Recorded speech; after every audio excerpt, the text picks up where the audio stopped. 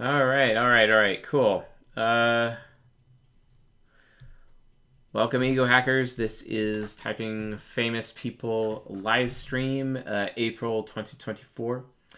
This will also be the last time that we do this kind of stream, and apparently my machine is freaking out. Yeah, this will be the last time we are doing this type of stream in this type of capacity. The stream will exist in the future, but not this way.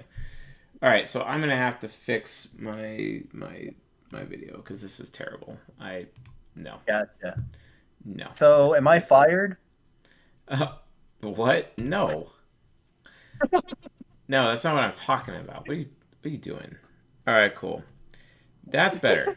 That's better. Now we actually like have something that works. Apparently, cool.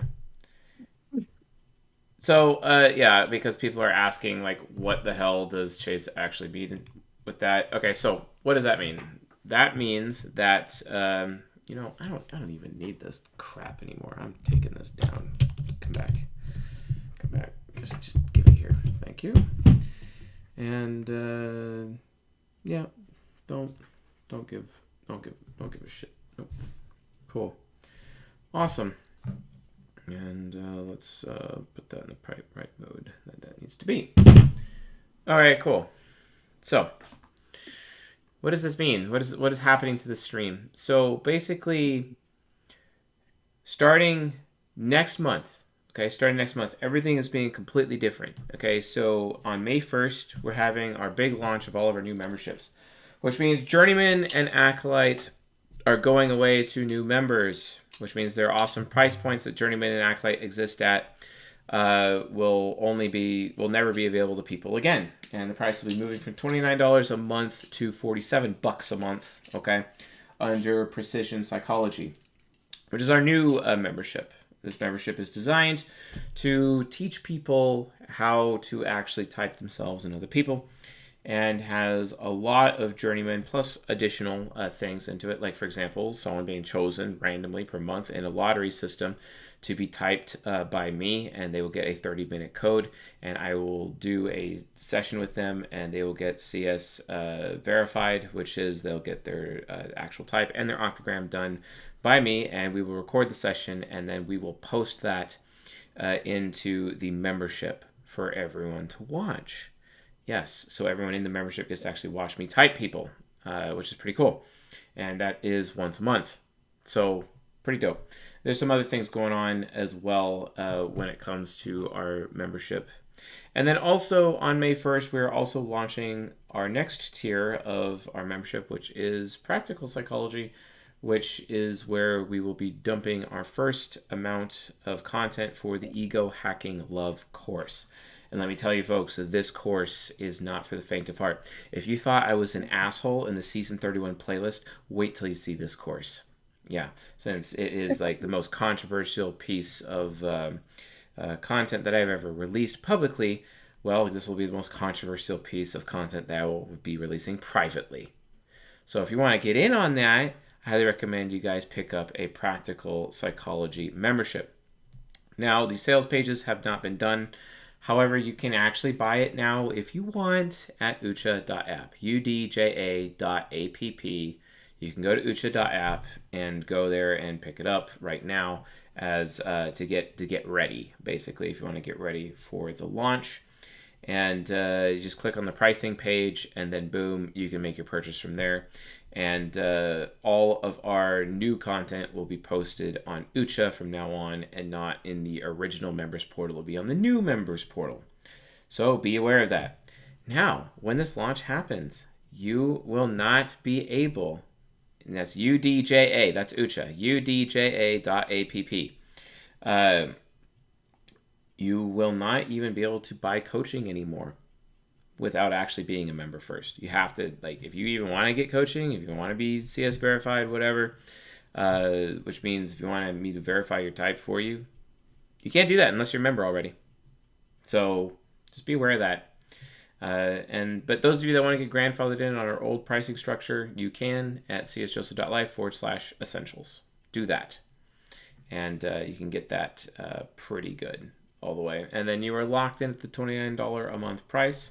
And then after that, maybe you'll upgrade to Precision Psychology. Who knows? Yes, the pirate suit is freaking epic. Never not. All right, cool. Did you see me with the ENFJ girl on the boat? What? I'll send it to you in the DM. All right, cool. Never not send as a DM. Okay, so yeah, we're now just gonna get down to business now because everyone's just waiting. So that's what we're gonna do. We're gonna get down to business. So we're gonna look at Mr. Sam Carmack here. So let's see here. We're gonna go to Acolyte announcements, and then we're gonna scroll to the top, doing some John Carmack, who happens to be on the Lex Friedman show as well. There we go. And let's put this in.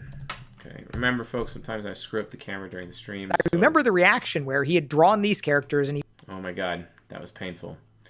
All right, so let's get our contestants in right now, please. We want some contestants. Who is contending for us tonight? Raise your hands. We have Bubs, who... Cheers. Cheers. And Bubs is ready to defend the title, which is pretty cool. Sure. Actually. Wait, hold up. Even better, I got salt water. All right. This is fresh homemade chai, bro. Get on my level. Heck yeah, we got Faz. Go Bubs. Yeah. We going for more than 2 people? Yeah. We're going to have a panel of at least 4 tonight outside of us. At least 4. Oh, golly, we needed at least 1 more person. You think I'm typing people? No, that's just terrifying. Welcome to my world, Sam. Welcome to my world. Hey guys. What's up? I don't know what's going on. Never know what's going on. No one else wants in, so okay, that's fine. Oh, Clover. Hey. Clover. Get Emily in here. Clover. Get her in here. The hell? Clover. Clover is in. If Chloe does not speak, if Clover does not speak, I will mute Clover for a month. Hello. Hello. Hello, Clover. Hey guys, I'm here for emotional support. All right, yeah, emotional support. We're always down for Yuri's emotional support, even though it's technically moral support, but whatever. Yeah, there we go. Samwise is an expert in emotional support, and Yuri is an expert in moral support, so it's fine. Don't expect much from me, guys. Famous last words. Okay. Moving in the woods all the time. Shermanator needs to be on standby. Okay? We'll get this. All right, so John Carmack. Let's get this show on the road. Go. Here we go. slowly moving around, and like people had no experience with 3D navigation. It was all still keyboard. We didn't even have mice set up at that time, but slowly moving, going up, picked up a key, go to a wall. The wall disappears in a little animation, and there's a monster like right there, and he practically fell out of his chair. It was just like, ah! And games just didn't do that. You know, the games were the God's eye view. You were a little invested in your little guy. You can be like, you know, happy or sad when things happen, but you just did not get that kind of startle reaction. You weren't inside something hits your the game. face, something in the back of your brain, some reptile brain thing is just going, oh shit, something just happened. And that was one of those early points where it's like, yeah, this is going to make a difference. This is going to be powerful and it's going to matter. All right, let's just skip ahead from this intro crap. Here we go. Talk you, it wasn't going to have a different point of view. It was going to carry out what you told it to do. And if you had the right commands, you could make it do these pretty magical things. And so what kind of programs did you write at first? So beyond the print, John Carmack. So I can remember as going through the learning process where you find at the start, you're just learning how to do the most basic possible things. And I can remember stuff like a Superman comic that Radio Shack commissioned to have, it's like Superman had lost some of his super brain and kids had to use Radio Shack TRS-80 computers to do calculations to help him kind of complete his heroics. And I'd find little things like that and then get a few basic books to be able to kind of work my way up. And again, it was so precious back then. I had a couple books that would teach me important things about it. I had one book that I could start to learn a little bit of assembly language from, and I'd have a few books on BASIC and some things that I could get from the libraries. But my goals in the early days was almost always making games of various kinds. You know, I loved the arcade games and the early Atari 2600 games, and being able to do some of those things. All right, I am very curious if you folks have what it takes to get this one. Very curious. But we're gonna go a little bit more time because this one's actually pretty hard. So then we're gonna keep going. So here we go again. More time. Myself on the computers was very much what I aspired to. And it was a whole journey where if you learn normal BASIC, you can't do any kind of an action game. You can write an adventure game. You can write things where you say, what do you do here? Get sword, attack troll, that type of thing. And that can be done in the context of BASIC. But to do things that had moving graphics, there were only the most limited things you could possibly do. You could maybe do Breakout or Pong or that sort of thing in low resolution graphics. And in fact, one of my first sort of major technical hacks that I was kind of fond of was on the Apple II computers. They had a mode called low resolution graphics, where of course all graphics were low resolution back Right. then, but you know, regular low resolution graphics, it was a grid of 40 by 40 pixels normally, but they could have 16 different colors. And I wanted to make a game kind of like the arcade game Vanguard, just a scrolling game. And I wanted to just kind of have it scroll vertically up, and I could move a little. All right. Let's go to our panelists. The defending champion always starts first.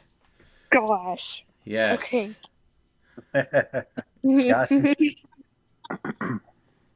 Come on, Okay. Bubs.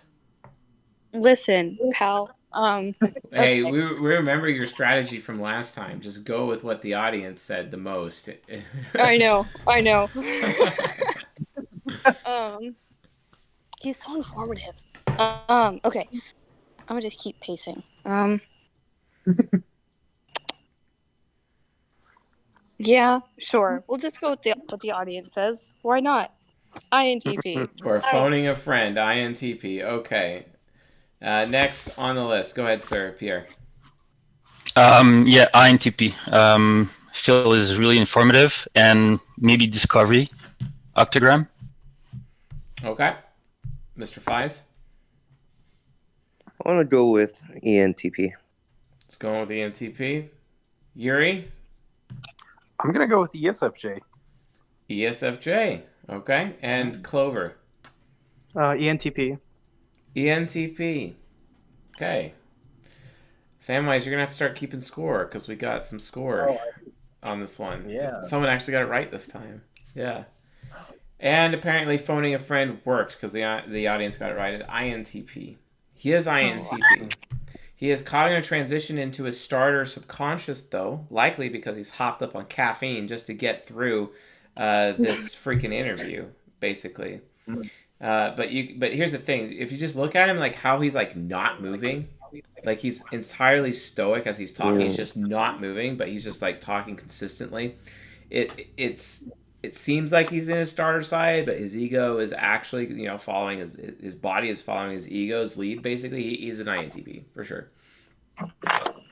But yeah, now most people would assume that he's ENTP because he's just talking so insanely fast. But this is, given the context of the interview and the fact that he's just trying really, really hard to get through the interview and get over his security. He's high on a substance like caffeine. So, but yes. He was also talking about the journey. Say again? He was also talking about the journey of the past, like how it became and all that. That's why I said Well, sure, but he was following a system, basically, and going from one thing to another because he said that he stated his intention, his goal was to build XYZ thing, and then he moved to that thing from there. And that's why it's actually outcome more so than journey, Outcome, yeah. because he had a predetermined goal ahead of time. So nice. fair enough. All right, let's move on to the next name. 1 second here. So I'm going to reply to that one. So we get this one here. Oh yeah, by the way, typing famous people, starting on the next time that we do this stream, will be run by Super Chats. Super Chats will be determining who I type, right? So anyone will have an opportunity to get somebody typed. So, because typing famous people is going to be removed from our membership content and will be made publicly available like it used to be. That way, I'm not bored out of my mind. So, yes, very good. So, INTP. Awesome. I'm too good. Yep, too good. Luke Smith, the YouTuber. Luke Smith interview. Let's get back our camera. Let's see here. Game Informer. Return to normalcy. Live interview by Justin Murphy. Awesome. Cool. Luke Smith. Visually. Not going to get to the India. Visually looks like one of my friends. All right, cool. Let's get down to business. Your life and be like, oh, if only I'd posted this blog post, or you're gonna be like, why didn't I spend more time with my family and my friends, and why wasn't I a real life Maxi? All right, everybody. So yeah, we are here at, I guess we'll call it the annual meetup of the Other Life and Other Life adjacent community, let's call it, and here in rainy California as it is today, and I invited Luke Smith here as the special guest this weekend for a few different reasons. I know some of you here know of his YouTube channel, but I know some of you don't as well. So I thought I would give a personal introduction as to, why I'm interested in Luke's work and why I brought him here. So Luke, most people will know Luke, people who know Luke will know him for his YouTube channel where he talks about digital sovereignty, Linux, free and open source software, and kind of associated topics having to do with generally, building an independent life today. And as people know who follow my podcast and my own writing, I'm very interested in this new wave of opportunities for people who are exiting institutions and embarking on new, weird, creative and independent lifestyles, because it looks to me like ESTP. weird. I'm a little offended by that. I don't know. Well, to a lot of people, it looks weird. No, that's and fair, I think, honestly, even for those of us who are doing it as well as anyone could hope, it's weird nonetheless. It's navigating it is weird. Even for people who are succeeding in it, it's like there are a lot of people right now trying to carve out weird pathways to achieve different forms of independence. And basically, Luke, I see you as one example of someone who's done this in his own way and successfully. We obviously have in common a kind of academic history. For those of you who don't know, Luke was a PhD student in linguistics at Arizona. And he has a kind of interesting story where he eventually kind of defected from the academic institutions, kind of similar to how I did in his own way in a different context. But he's never really told that story. And we have overlapping audiences. So over the years, I've received many requests to have Luke on the podcast. So I've been meaning to do that. So I think the best place to start is I want to learn more about just the basics of your academic story, your academic narrative, because like I said, you've never really told this. I know that you studied, you were a PhD student in linguistics at Arizona, right, in the same department where Chomsky was for some time. Yeah. And I know, all I really know from talking to you is that things kind of over time gradually just felt inhospitable to you or not promising to you. And someone tell this guy to shut the hell up. And you decided to, make a run for it. But but what happened exactly? Like, how would you summarize your experience and what went down? Well, the funny thing is, I did a master's at the University of Georgia. And it was a great experience. I think for a lot of people, you get into graduate school, and especially if you're, more intelligent person, you've always been acclimated to that way of life, that lifestyle. You get into grad school and you're like, oh my goodness, this is the greatest thing that has ever happened to me. And that's how I felt when I did my master's degree. It was just like awesome. Like you really feel like the alpha chat in the room. You can do basically whatever you want, or really you're now getting paid to do the stuff you were doing anyway. And I think that's kind of how it felt. And that the department I was at, actually it wasn't even a department at the time. The linguistics program was very small and not very bureaucratic, and I really enjoyed that. But we were talking a little bit before. One symbolically, weirdly enough, people talk about their academic influences. One of the people who ended up influencing my academic life a lot was Donald Trump, because once I finished my master's degree, that was in the before times. That was like back in 2014, 2000, at the beginning of 2015, right? And I remember it was. I don't know if you've ever seen the movie. What is it? In the Mouth of Madness or something like that, where it's not actually that good of a movie, but in it, there's this point where he goes to it's this guy who's trying to find this weird novelist kind of styled after H.P. Lovecraft, and he's going to this weird town, and driving there, he just has these supernatural experiences on the way and stuff like that. All right, so think about this guy. Echo is gone. It's better? Yeah, it's because I turned down my own volume because it was, yeah, okay. Fair enough. It's just, you can tell in the context of the movie, he's going to some kind of clown world. And that literally happened. All right, hold on. Let me see if anyone actually got it right in the audience. Polling the audience right now, let's see.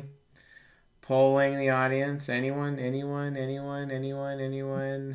How many times did they get it right? How many times? Who got it right? Okay. Cool. Oh, more people are adding. That's awesome. Let's check YouTube. All right, YouTube people, say something. I'm checking it out. Come on. I need to know your vote for this guy. Come on. All right, panelists, do we need more time or are we good? Yeah, John, we have we're good. We're good. Okay. No. Oh, hold on. 20 more seconds then. Happened for me. So I was when I finished UGA, I was going to drive all the way to Tucson, start my life in Arizona. Didn't even have an apartment yet. And halfway through, I stayed the night in Dallas, Fort Worth. And that exactly was the night of the first Republican presidential debate, right? That was the night of only Rosie O'Donnell and, what's the other...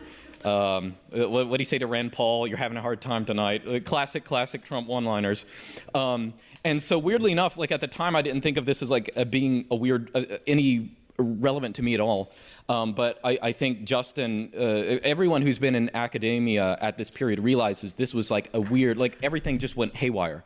And so when I arrived in Arizona, I wasn't just arriving in a more bureaucratic department or something like that. I was arriving in a kind of a weird inquisition. That's the only way I can describe. All right, panelists. Bubs, you're up. You can't rely on the audience so much this time, can you? Phone a friend ain't gonna work. Yep. Polling the audience ain't gonna work. Ooh. Hello. I spotted somebody. Hello. Cool. I think I read what you read. Huh? I think I read what you read. Oh.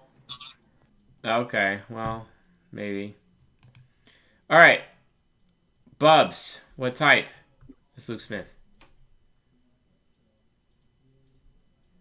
Did we just lose Bubs? Really? Come on.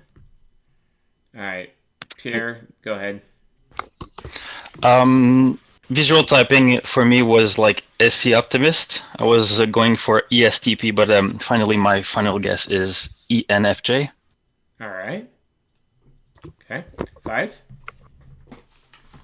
So, since I know this guy for years, I think it has to be a SINE-TIFE Crusader. He loves to optimize everything, so it has to be systematic. Now it gets hard. I want to say movement because he was constantly talking about his journey in the past. So now between ESFJ and ENTP, between those two, it's really hard. I want to go with ENTP again. Let's see. Okay. Bubs? All right, Clover. ESTJ, because he seems affiliative. Okay. Raw talent? INTJ. Okay. And Yuri, because moral support. God damn it. I was going to say INTJ. I swear I didn't copy him. He Oh my actually God, looks no, like an... dude. All right. Okay. Visually, he kind of looks like an SE parent, though. Really?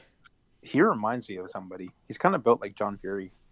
Yeah, like I think he's an ISFP. He's wearing for comfort.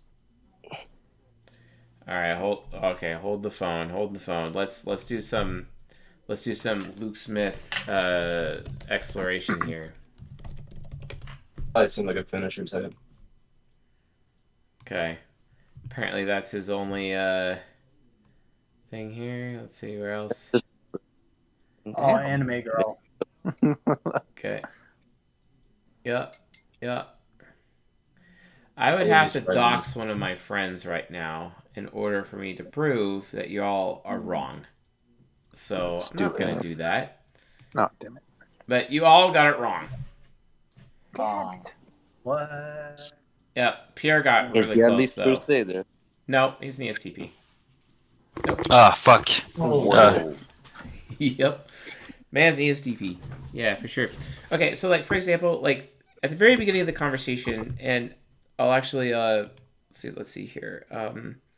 He couldn't get a word in edgewise. Let's watch him not get a word in edgewise. Oh, I think the best place to start is I want to learn more about just the basics of your academic story, your academic narrative, because like I said, you've never really told this. I know that you studied, you were a PhD student in linguistics at Arizona, in the same department where Chomsky was for some time. And I know all I really know from talking to you is that things kind of over time gradually just felt inhospitable to you or not promising to you, and you decided to, make a run for it. But what happened exactly? Like, how would you summarize your experience and what went down? Well, the funny thing is, I did a master's at the University of Georgia. I did a master's. It was a great experience. I think for a lot of people, you get into graduate school. A lot of people, especially if graduate school, more intelligent person, you've always been acclimated to. You always do this. You always just projecting himself because he's external as a Soul Templar. This is the greatest thing that. Come on, okay. This man's an ESTP. Just straight up ESTP. So there you go. All right. No points for anyone on that one. Well, I call it like at the beginning. Della had it pretty close too, but then they changed it. And if you change it, well, you get screwed. So that's how it works on the show. So don't get screwed. Fair enough. Most people second guess themselves into losing. Don't do that. All right, Asa Butterfield teaches Conan British swear words. All right, okay. You can't drink in America. All right, he's the guy that plays Ender in Ender's Game, the film, which is pretty cool. They're awkward sex stories. We want to share. Apparently, that's what we want to talk about. Great. Sex Education Series 4. This looks like something promising. We have gone back through tweets of yours and tweets of mine. Right, don't worry, you're not in trouble. Terrified then. Oh, God. Not in a bad way, We've gone through tweets of yours. Good morning, it's Capital Breakfast. My name is Roman Kemp, and today we're joined by one of our favourite British actors. In fact, many of you will know him for playing Otis in Sex Education. I'll know him as the voice of Space Controller Conrad in Thunderbirds. Yes. It is Asa Butterfield, everyone! Yes! Thank you very much. How are you, mate? I'm fantastic. Yeah, I'm doing really well. Thanks. Mate, thank you so much for coming in today. You and I share something very close. You're an Islington boy, right? Yeah. London Islington. Yeah. Arsenal fan? Arsenal fan. Yeah! Goodness. Yes. Do you still live around that way? No, I live in Dalston. You live in Dalston? So I went to school in Hackney. That's where my dad lives. So I'm kind of like, depending who I'm with, I'm saying with either from Islington or Hackney. Oh, I see. East London boy at heart, really. That's what he is. Right, I'm interrupting. No more football chat. Let's talk about your Christmas film. In fact, before we talk about your new Christmas film, I've got to say something because I'm a huge fan of Sex Education. The 3rd series has been confirmed. Yeah, Buzzing. Fourth season. Fourth season now. Season 4. Yeah, we're filming it right now, actually. Oh, it's so exciting. Can you believe the show's success? When it first came out, it took us all by surprise, I think. Because it's quite a sort of risky show in some ways, and it was kind of treading a bit of new ground. And we didn't expect it to have such a kind of global appeal immediately. And because so many of the actors were new to this whole thing, it did, it was amazing. It was so cool. Is it true most of it's filmed in Wales? Yeah, all of it. Oh, it's all filmed in Wales, but it looks like it's America somewhere. It's so mad. Yeah. It's the power of Netflix as well, isn't it? It's just like a platform like that, it just blows up everywhere. So Series 4 comes out in April. The big news as well is Dan Levy from Schitt's Creek's actually joining the cast. What is it like working with him? Is he as nice as I didn't have any scenes with him. No! I was so looking forward. I know, sorry to disappoint. No stories. I didn't have any scenes with him. So his character, he plays like one of the American university teachers. And my character stays in Wales, sadly. Oh, mate. Well, look, listen, your team obviously want us to talk about what you're here to promote. You star in your brand new movie, Your Christmas or Mine, drops on Prime tomorrow. And look, a modern... All right. You folks good? I'm good. Yeah, great. Did Bubs even get their vote in last time? Nope. No. Bubs did not. Bubs needs to rejoin. Yeah, connection issues. Yeah, should I kick her from the call? Yeah, we'll let her come back. All right. Bye, cool. Bubs. All right, cool. Now she's like, no. All right, cool. Pierre. Informative, responding, so therefore ISFP. Okay. Cool. Am I heard now? Yes, you can be heard. Welcome back. Okay, I've been talking this whole time. Rip. Oh well. Yep. Knocking people overboard always works.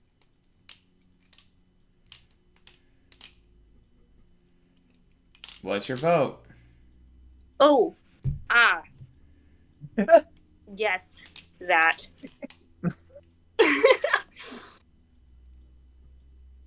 Say something. The audience is quite divided, so... I know. Take a risk.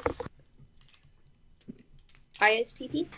1 out of 16. All right, ISTP, great. Sure. Then, Fies. So he was constantly responding. He didn't initiate anything. Also corrected someone in the middle. So I want to say TI. And also very direct. Didn't say that much. It was just way to the point. So now it's between ISTP and INFJ. Now it gets hard again. I don't know. I want to say ISTP. Why are you always explaining yourself right 2 before you... votes for ISTP. What? All right, Clover. I say INFJ. INFJ. Raw talent. I say INTJ because he reminds me of Shane Gillis, who I previously typed INTJ, but both of those could be wrong. Okay. Let's do a little bit more just in case, and I may give you another chance to change your votes if I feel like it. However, there is somebody that is correct. So I'll throw PA didn't say one, I think. Pierre did. He said ISTP. No, I said ISFP. ISFP, yes, that's correct. Thank you. Awesome. We were all wrong. Kind of Christmas plot. Tell us, I mean, what can audiences expect? It's, it's a pretty classic, feel-good Christmas rom-com. I'd never done a Christmas movie before, and I love Christmas. I mean, who doesn't love Christmas? Some people don't love Christmas, but forget them. We all love Christmas. We love don't Christmas worry. here. You guys got a Christmas tree already. It's Yeah, not we even do. December. Yeah, you guys love Christmas. It kind of really captures that chaos of a big family Christmas, like all of the games, all of the weird traditions that are so specific to people's Christmas. It kind of condenses that into this hour and a half of laughs and fun, and it's a good one. Nice. In the film, we see your character James has quite a different Christmas to his girlfriend Hayley. Mm-hmm. What's Christmas like for you? Is anything like that? It's more like Hayley's Christmas. I don't know if you guys probably, it's not out yet, you guys not seen it. But I've got quite a big family, and there's lots of sort of grandkids, little kids running around. So it's full on. It's intense. I love it. I think my parents find it a bit. All right. Bubs. We're going again? Yeah, do you want to change your vote? You get a second chance. Yeah. ISTP. Yeah, it was your same vote. Okay. Pierre? No. Sorry. I said that wrong. Go brain. Sorry. Not ISTP, ISFP. Pierre?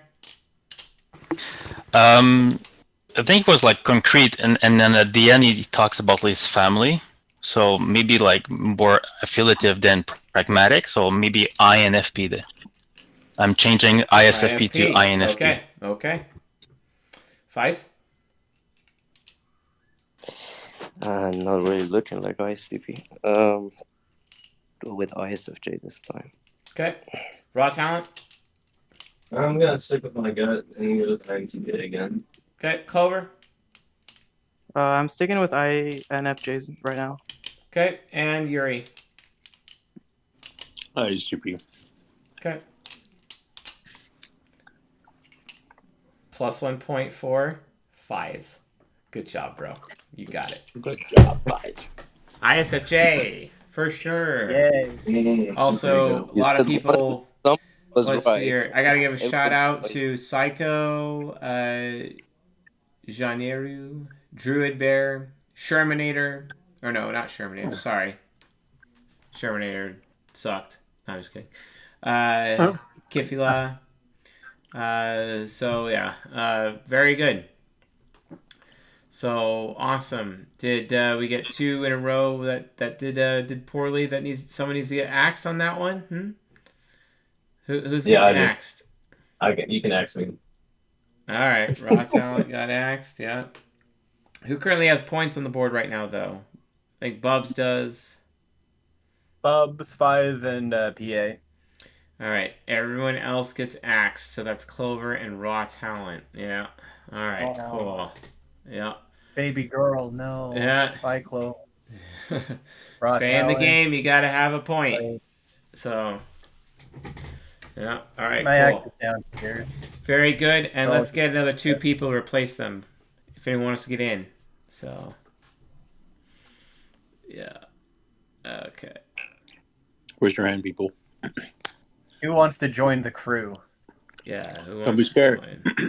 It's okay. We can proceed without them. I'm Think totally cool with that. wisely. Think wisely. Well, I think- It's stressful. I think Dark Knight Dad wanted to join. All right, so ISFJ. Also for visual typing, you can look up Jason Priestley. Using this particular interview of Asa Butterfield, you will come to realize very quickly that they are like basically the same person visually, and they're both ISFJs. I previously mistyped Asa Butterfield or Jason Priestley as an ENTP. I was wrong. So for those Are you of suggesting he's really feminine? I don't know. Hello. That's kind of awkward and odd. Ask me anything with George Hotz, aka GeoHot. Demo hack with GeoHot. Nice. Let's do this. Go to GeoHot right over here. Come on. And Take me through a demo hack that you've prepared for us. I really want to see this and how this actually works. So there's a vulnerable piece of software on There's this a vulnerable computer. piece of software over on this computer, right? Right. So you see the only thing plugged into that computer is the power cord. The only thing that's special about that computer is it's connected to my wireless network, but that could effectively be just connected to the internet as well. Okay. So you just need a computer that's connected to the internet running a piece of vulnerable software. Now over here, I can use this program called IDA to analyze the software, right? So this piece of software is not open source. It's actually a problem from these computer security competitions I play called CTFs. So this is the example CTF problem. Now I've already analyzed this, so I can tell you the vulnerability is in the change note function. In the change note function, there's a read, which reads in bytes, and it can read in more bytes than fit into the buffer. What happens then is called a buffer overflow, and you can overwrite whatever comes after that buffer.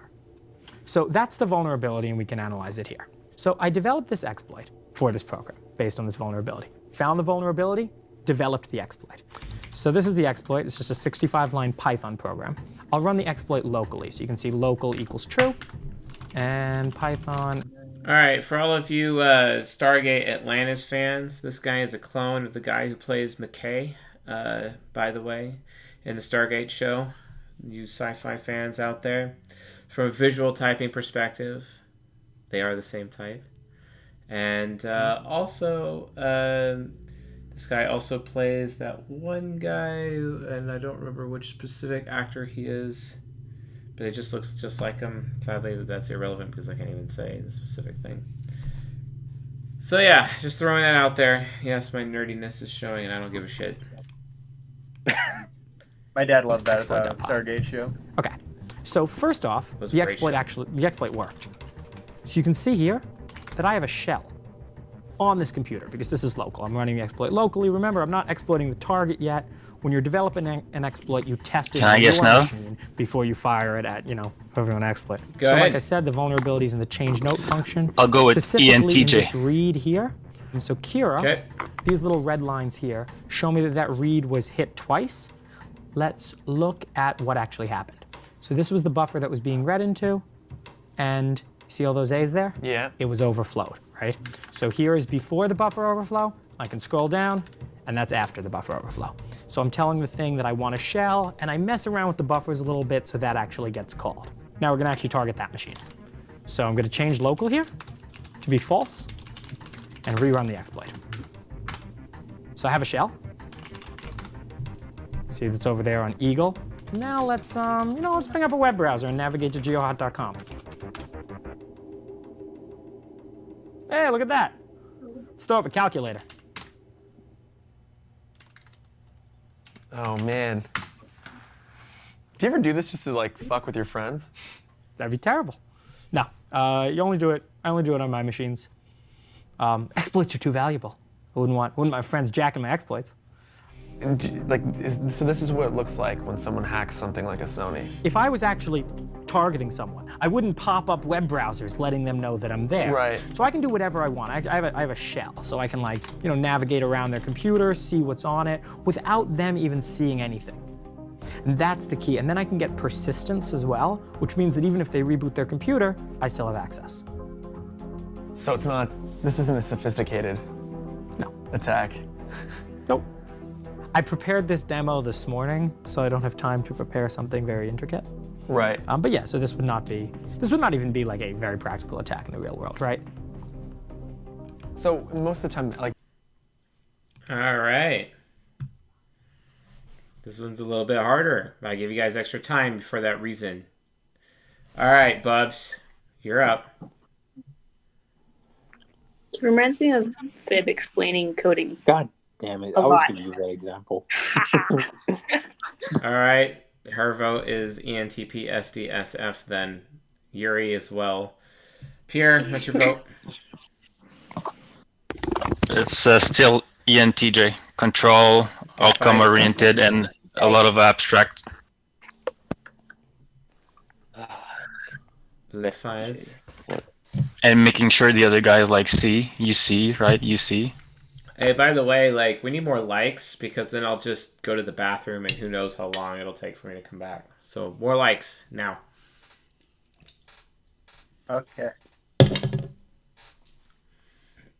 I see your point, but Fib also does that. He's like, so it's this thing, right? And then you got to go over here and do this thing, right? And then you come over here and you're doing this thing over here and it does this, right? Yeah, but that's all the time. that's more pragmatic kind of thing, but it's more about making sure the other guy is sees exactly what he's talking everyone's about got and their making votes sure in. you understand the outcome. It's not progression oriented at all. I got room He's for two more outcome. contestants. If anyone wants to jump in and give their votes right now on this guy, raise your hand. Go. Please. Yeah, Ron Talon. I said if anyone else wants to answer, because you guys are all idiots. Raw talent. Let's have it. I'm going to guess INTJ, third time around. INTJ. Okay. He's going for the INTJs. Very nice. Streaks. Clearly, he's an INTJ, says Tipsy Skate. And Tipsy Skate is wrong. He's not an INTJ, but he is definitely an ENTP for sure. Let's go. Yeah. Let's go. Let's go off stage again. I'm getting Fib explaining. He is a clone of Fib. Yes, this man is just like Fib. Just like Rodney McKay from ENTP for sure. Yeah. Boom baby. I just had For to. sure. Someone put the I hope boom Fib baby feels loved that Cusco we've known him well GIF enough. in there, please, or GIF or whatever the hell. I don't care. So what octagram is it? Is he? SDSF. He's SI masculine primary for sure. He's identical to Fib. I hope Fib feels loved. I hope he Fib feels does known. feel loved. Yes, yes, I'm sure. Sure he does. That he's the star of the show tonight. We can Oh yeah, probably and sign Wick that as one real well. quick. Wick, we got to give some credit to Wick, Mr. Wick. All right, so GeoHot is ENTP SDSF. Nice. And let's see here. After GeoHot, Myron Golden is next on the list. So we have Myron Golden interview. All right, cool. Let's see here. Power of the Tongue, Myron Golden. Interview with a man that makes $3 million per month. Okay, we'll do that. Nice. Everybody, we're here today with a good friend of mine and a sales mentor and just a mentor in life to me, Dr.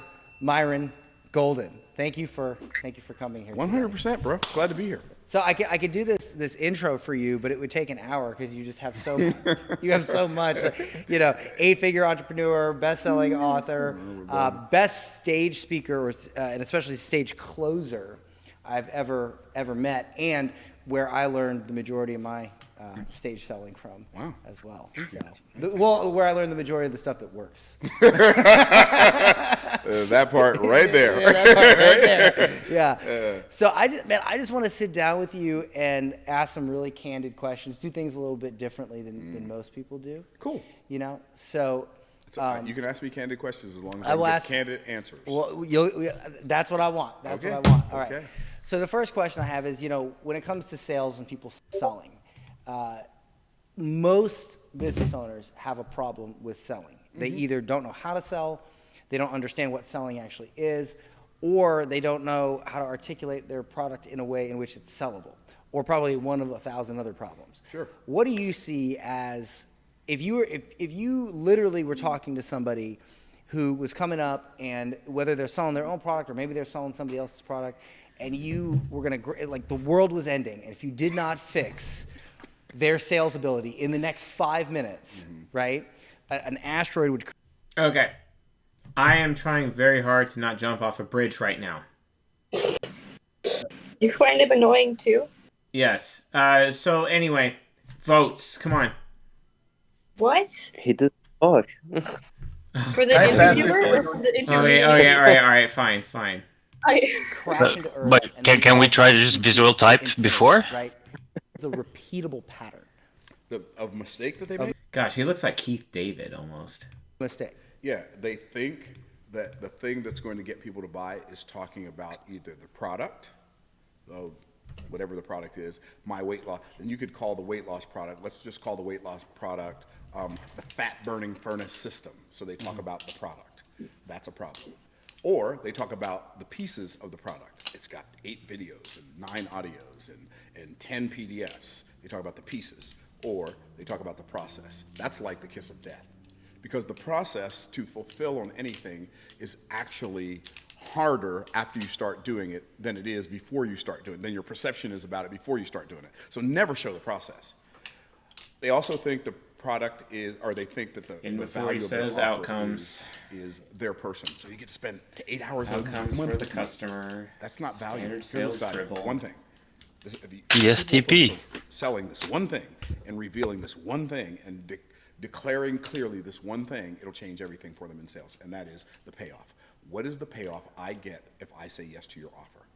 When I understand that well enough to define it clearly, to describe it clearly, people can't not buy. They have to buy. Wow, that's awesome. That's awesome. And I've heard you say that so many times because I've gone to your seminars. I paid you what most people would consider. All right. If you can't get him on that, y'all need to we need to check if you're still alive. Come on. All right, Bubs, you're up. I'm definitely dead, but ESTP. Vote with the audience again. Nice. All right, Pierre. Same ESTP.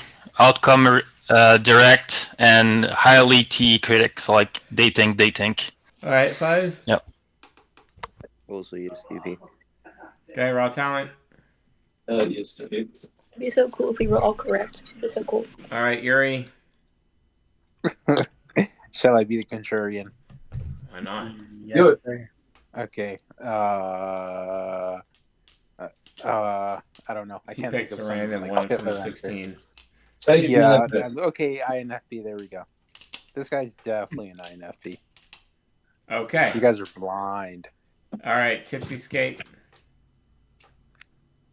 I'll go with ESTP because he's like thinking about the customers first, and he's like also thinking about like describing, not requiring to show process. So customers at the forefront. So I'll go ESTP. Okay, cool. All right. Wow. This is a really good round because you all suck. God. What is he? ENFJ? Druid Bear got it right. Good man. Neil deGrasse Tyson. Yes, he's an ENFJ. Yes. Yeah. Dang. Straight up. ENFJ. Yeah, and no one gets asked because everyone got it wrong, I guess. Congratulations. But he seemed more like concrete than abstract, though. Isn't he? Well, that can come off that way when you're expert sensing child. Like, yeah. NJs often come off that way, especially since it's a, but especially SE child because it is a concrete function that is optimistic. Just like how ESJs come off abstract with expert intuition child, even though they're concrete types. You got to always watch out for that hang up. It will nail you every single time. But Chase, I just don't want to argue, but I'm just making sure I understand what's the difference between pragmatic and affiliative. And he seems to me more pragmatic. Don't you think? No, not at all. Because he's talking about how people work and what is acceptable to them. It has nothing to do and molding your message around them, doing the right thing from a sales perspective. That's what he's doing. So, okay, I've got a question. Thank you. This, too. I was swayed by him talking about people think. So ENFJs do that guess too. what? Extroverted feelers can also say people think at the same time. Okay, so you have to watch out. FE and TE users both do that. Okay, and if they're saying people think a lot, it's more indicative of FE or TE optimistic, which he is because he's extroverted feeling hero. Okay, 1 and 2. Yeah, makes sense. All right, cool. Yeah. Let's move on to the next name right now. Let's get going here. All right, so that was Myron Golden. I actually really enjoyed that video. I'm gonna watch that later. That's actually that's pretty good. We're gonna do ENFJ, and then I'm actually gonna grab the link for that specific one for watching later. Thank you, Rune, for that submission. That was my favorite one tonight. Vivienne Medrano is next. Okay, interview. Okay, and okay, biggest moments of season 1. Okay, has been hotels. Okay, so the creator of Has Been Hotel. All right, let's do that. Very nice. Get wrecked, nerds.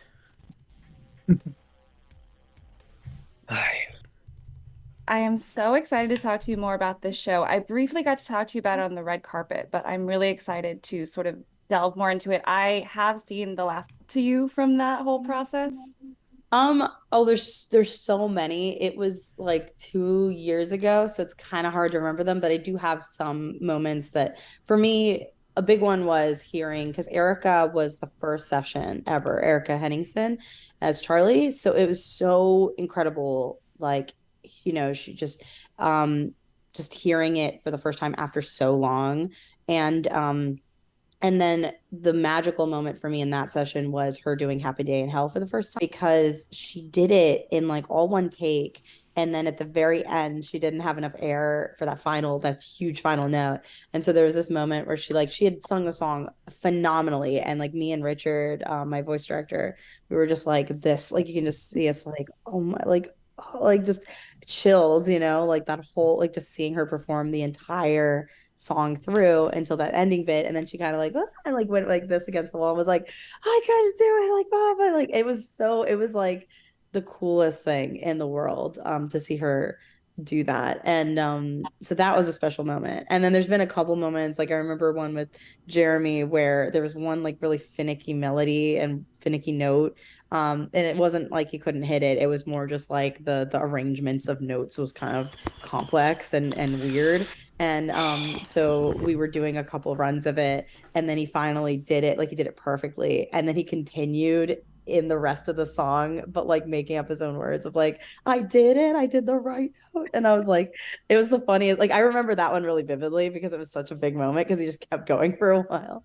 And it was really fun. So there was so many moments like that in the recording session. Like the actors bring a lot of humor and a lot of added like wall of jokes that aren't technically in the script. And so it's so that whole process, like we have so much fun. Like there's so much laughter and so much goofy things that happen, and so many silly bloopers and things like that happen in the. All right. ESFJ. Good luck with this one, folks. Good luck. ESFJ though. Interesting. Bubs. ENFP. Okay. Pierre. ESFJ. Conflict type. Bias. Yep. ENFP. Raw talent. I think she's mind temple, but I'm gonna go with ESTJ. Yuri. ESFP. Okay, Josh. ISFP. Tipsy. ESFP. Wow. We actually had someone get it correct this round. But Yeah, are they she's among the ESFJ. speakers? Yes, actually they are among the speakers. ESFP wins. Yes, Let's she is go. very, very passionate, for sure. All right, that was Yuri and Skates. Yep. Yuri and Skates. All right. Yep. Yep. That's the optimistic build. Yes. Yep. Very essay That's optimistic. She just would not stop initiating. She would not stop being informing. She's definitely got the whole extrovert sensing vibe with the big glasses. She's got the essay optimistic I'm fat as a woman thing that they do. Because all essay optimistic women are very at risk of being overweight, if not obese. And Yeah, they say, right? And finding an essay optimistic woman who is not is actually extremely rare, especially in the United States of America.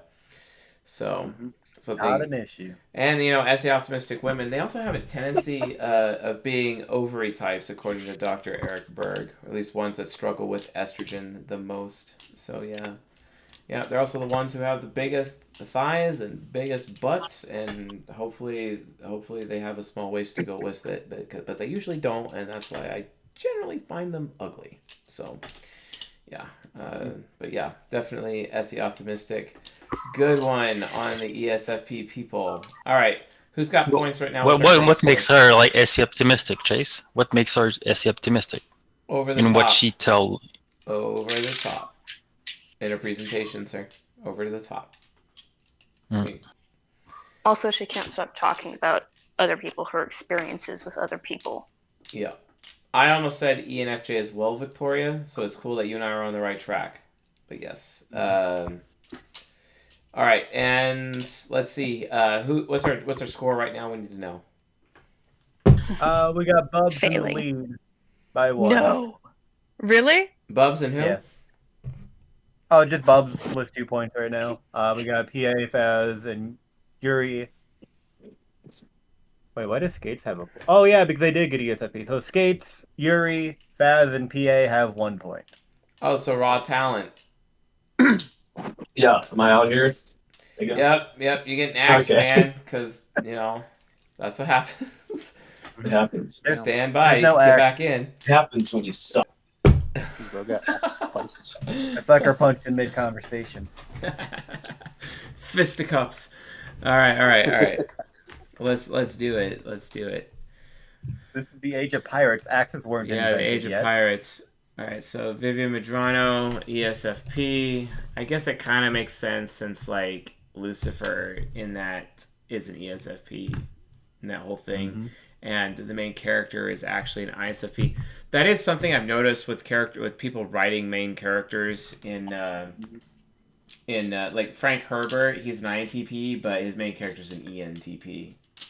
I've always found that fascinating with the E and the I is switched when people are going. I guess that's what people care about the most. So, Stephen Fry is next. Stephen Fry interview. Here we go. Oh, that guy. Nice. All right. That guy.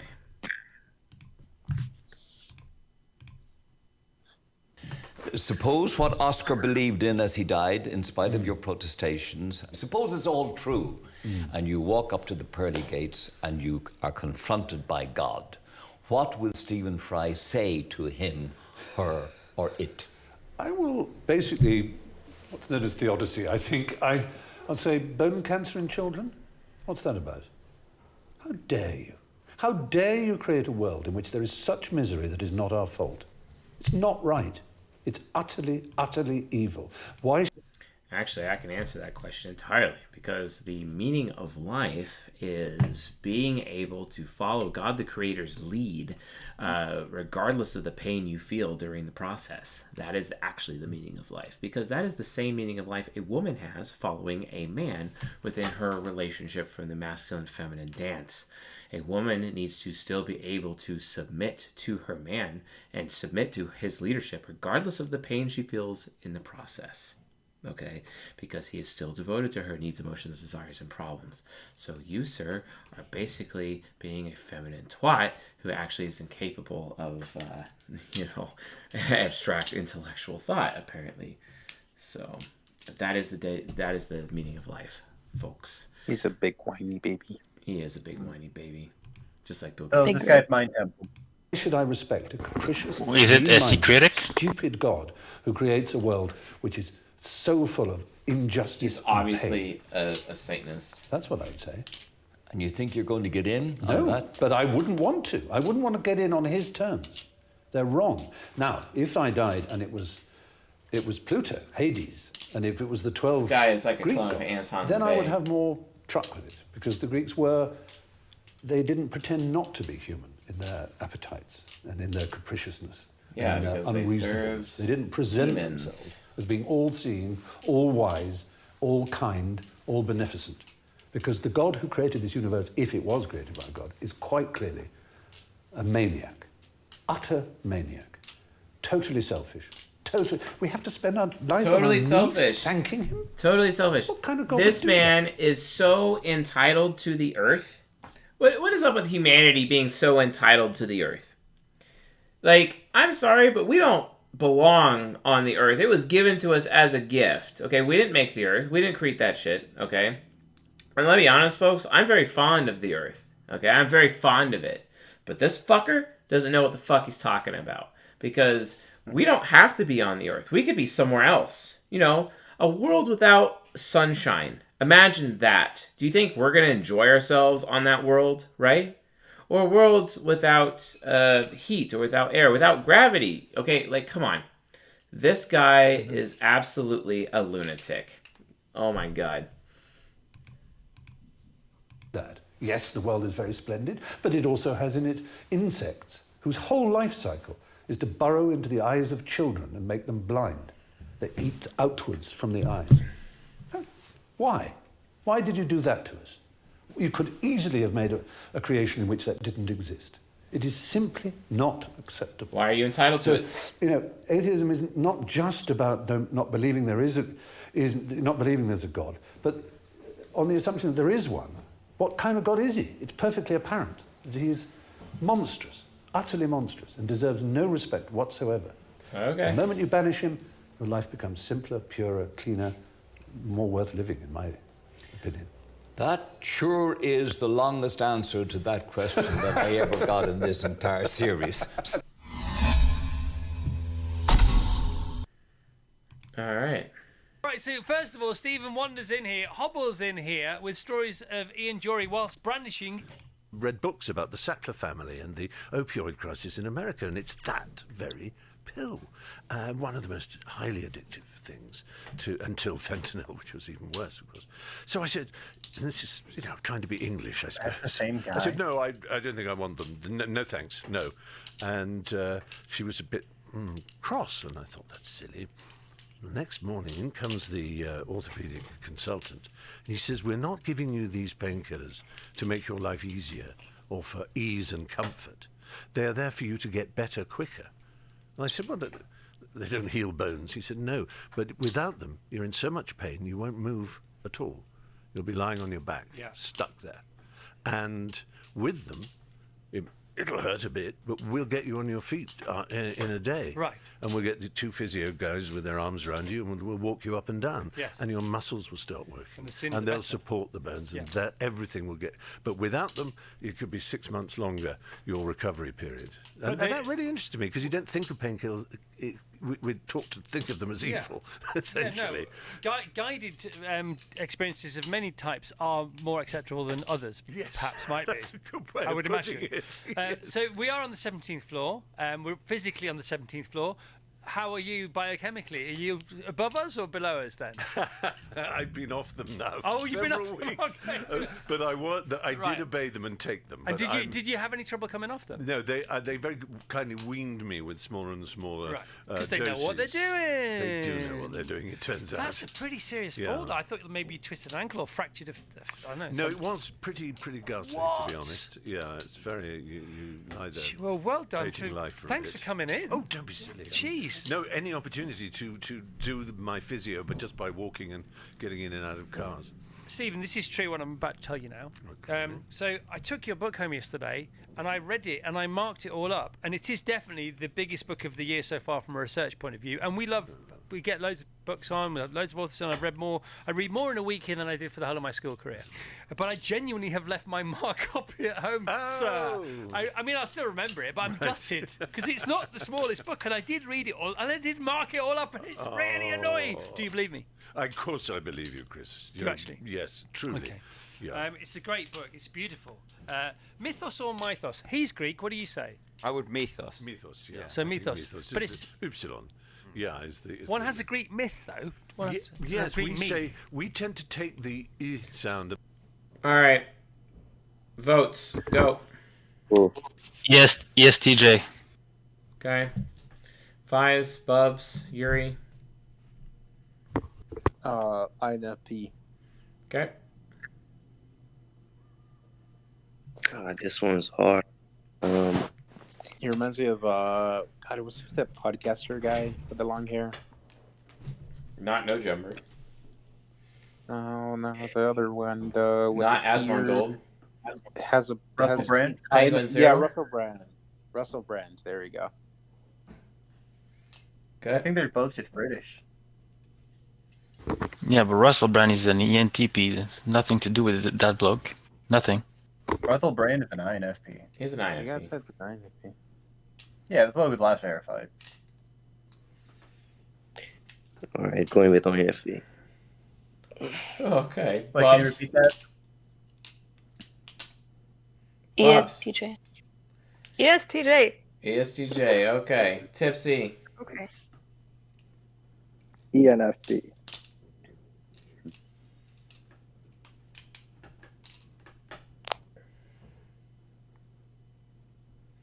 Funny. Y'all are so funny. Okay.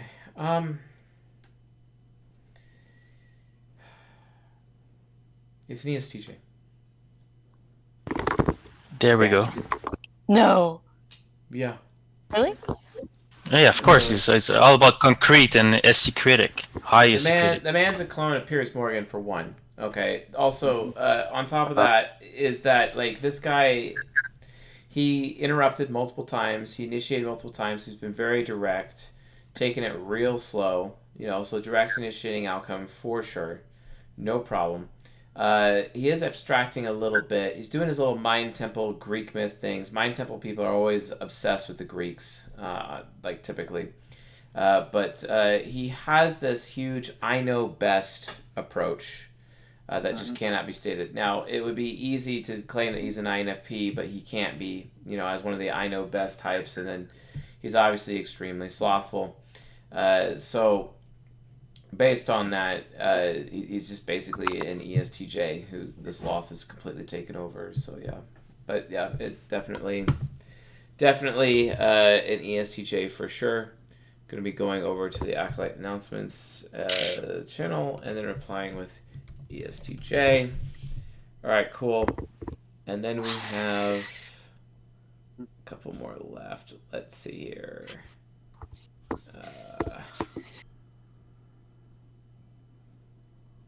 Okay. All right. So is that why we study the Greeks? Is because Mind Temple really likes them? Yes. There is a bias. Is there one for... Gotcha. I mean, I'm proud of my Greek heritage as much as anyone. But, like, is there a correlation with the Vikings? Not that I know of. Gotcha. We are 4 months away now from decision 2020 President Donald Trump versus Joe Biden for the president and all the other Senate races going on around.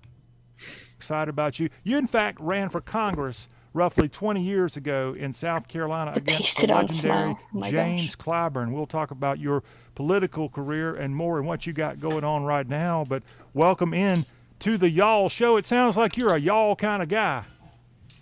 Oh yeah, man, I'm with you. I mean, Brownsville, West Tennessee, that's my stomping ground. My family is still there. I have extended family from my grandmother and my grandfather. My great grandparents were there. I mean, Tennessee is where the Ellisons and the Bonses and the Carrolls, where we all live.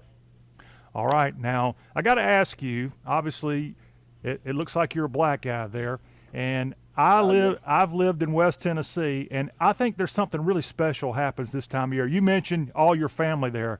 There's something called the Black Family Reunion that happens this time of year. So do you go back, and do you have cousins and all those people come in from all over the country to attend these family reunions? Oh yes, and it is a festive affair. We have them like every 2 years. We had one last year. I wasn't able to attend, but we have a family reunion in Jackson, Tennessee. We go to the Deliverance House of Prayer. That's where my cousin Nathaniel Bond is the pastor there. It's one of the biggest black churches in Jackson, Tennessee, and most of my relatives go there. And if the people want to have a good time and go and praise the Lord, Deliverance House of Prayer is where my dad, my siblings, my cousins, all of the Bonses, Carrolls, Ellisons, we go out there and we have a great time. Yeah, and I'm not joking here.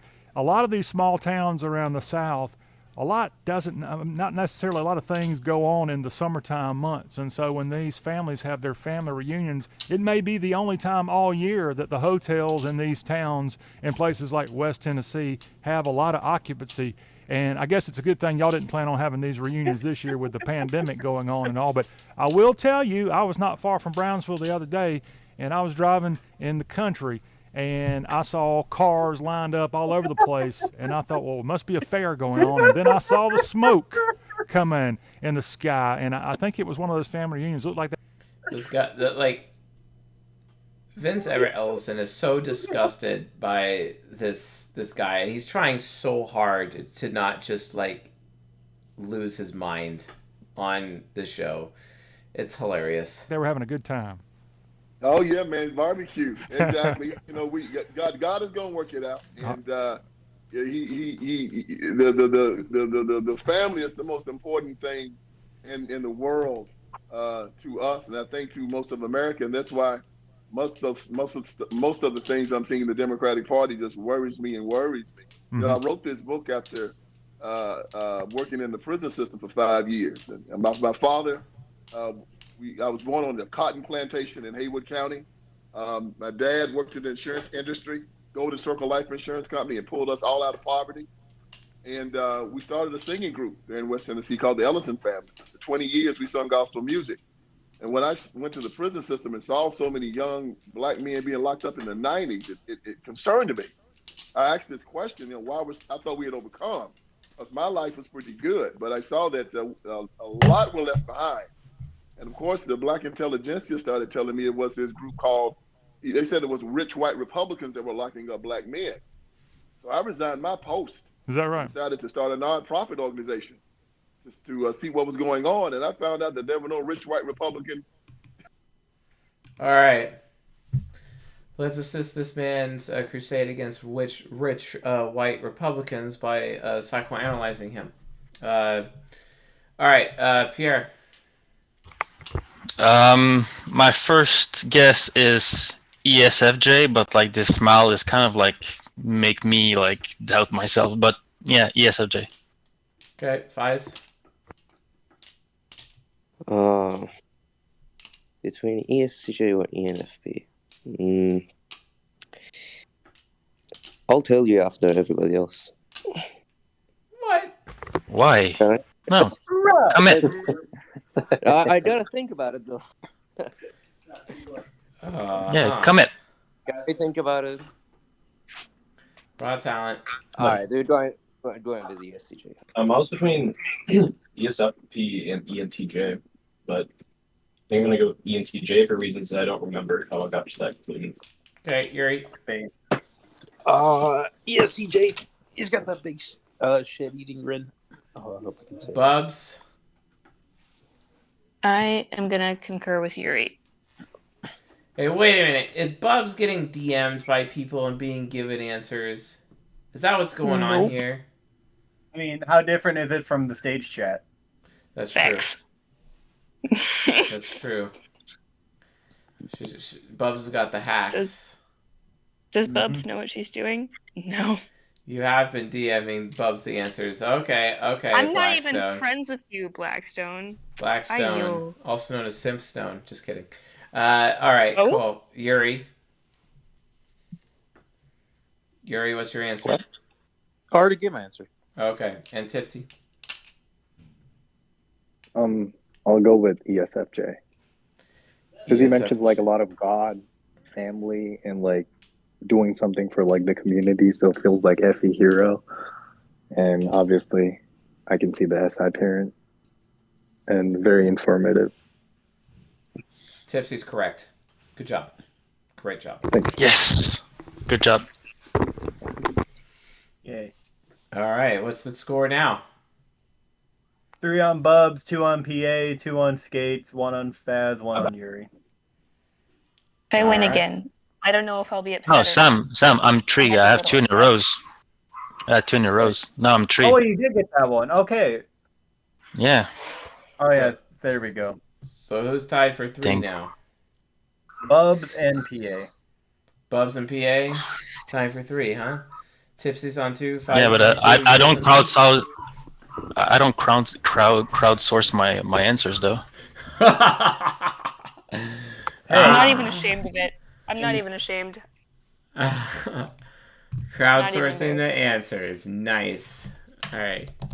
ENFJ. Cool. Vince Everett Ellison. All right. Someone else put in John Carmack and Sandy Petersen. Okay, we'll do Sandy Petersen. Then copy. Okay.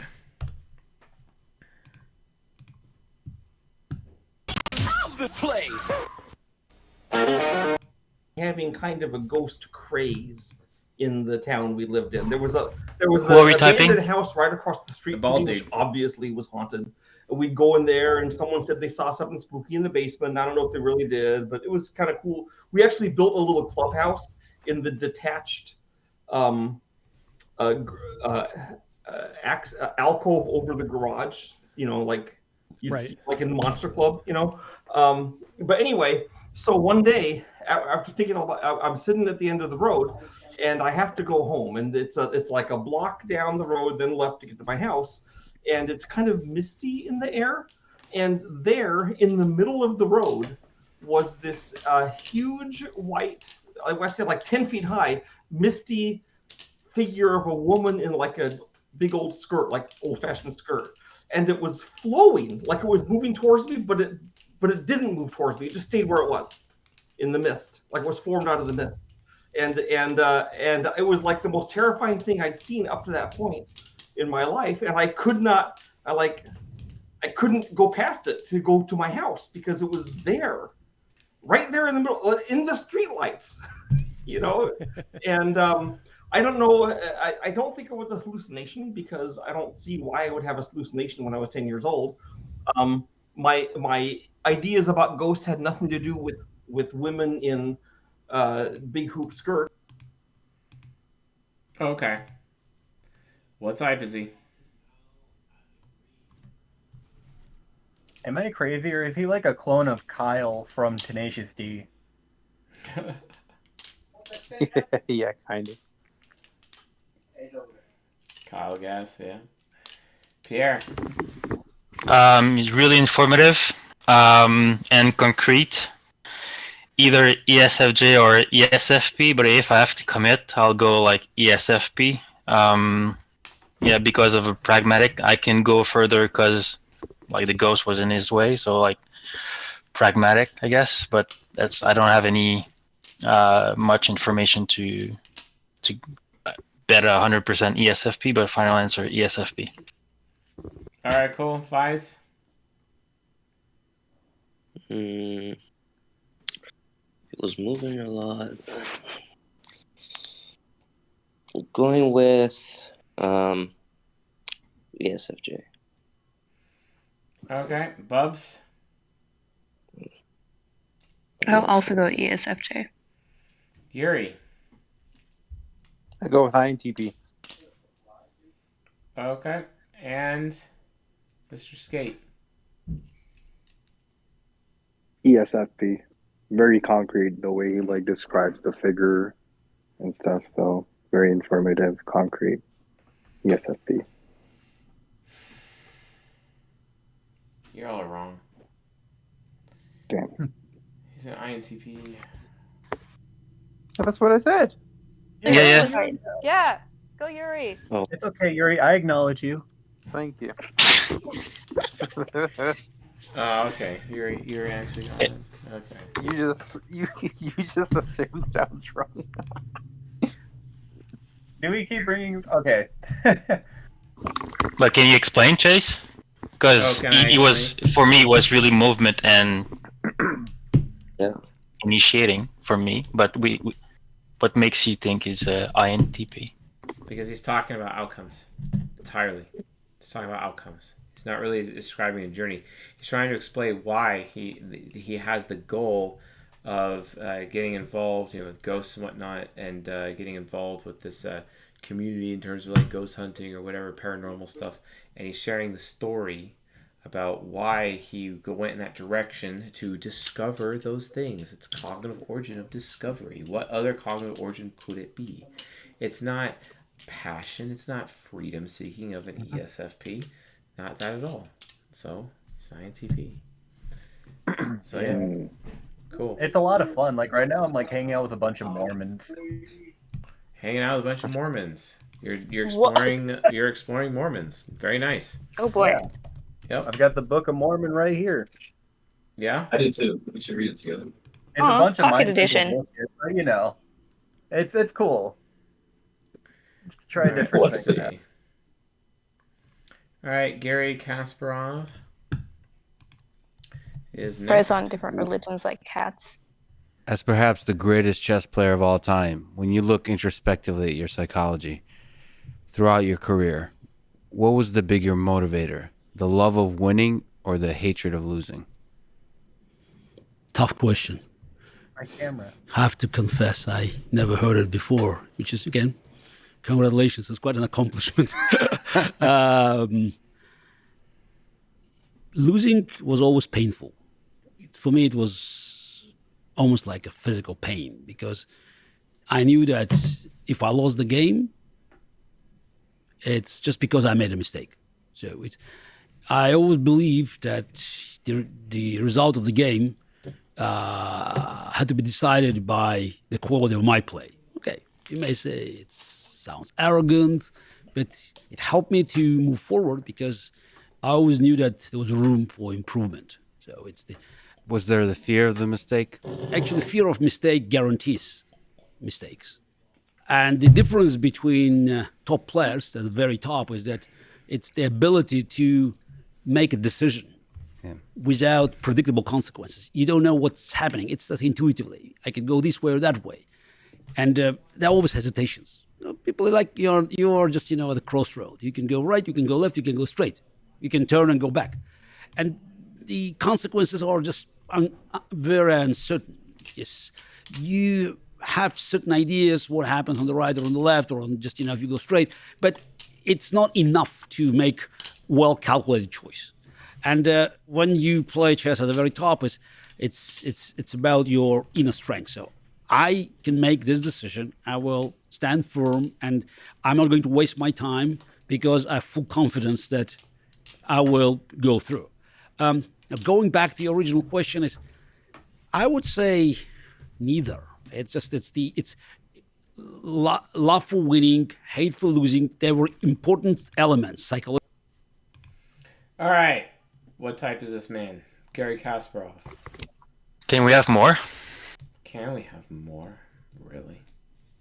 Are you trying to test my boredom, sir? Yes, I am. Yes, I am. All right.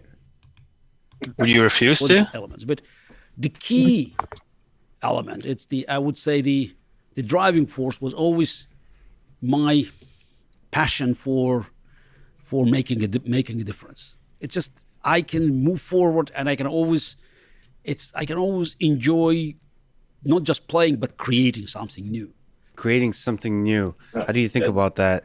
It's just finding new ideas in the openings, some original plan in the middle game. It's actually that helped me to make the transition from the game of chess, where I was on the very top, to another life, where I knew I would not be number one. I would not be necessarily on the top, but I could still be very active and productive by my ability to make the difference, by influencing people, say, joining the democratic movement in Russia or talking to people about human-machine relations. There's so many things where I knew my influence may not be as decisive as in chess, but... All right.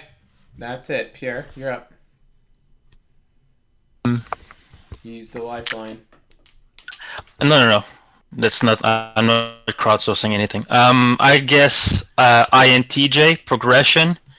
Yeah. Responding, pragmatic. Yeah. INTJ. Fies. Also going with INTJ. Raw talent.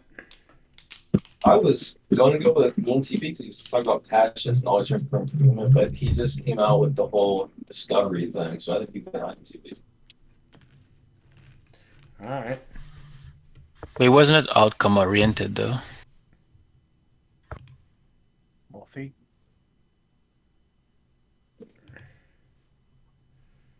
Okay.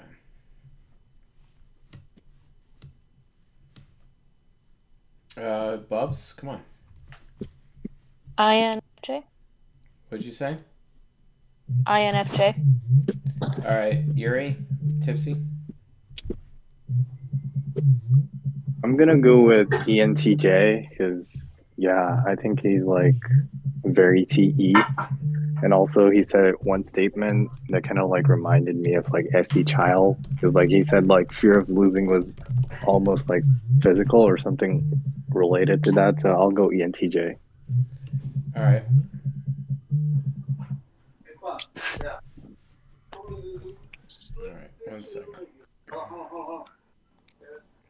I have to text somebody change real mine. quick.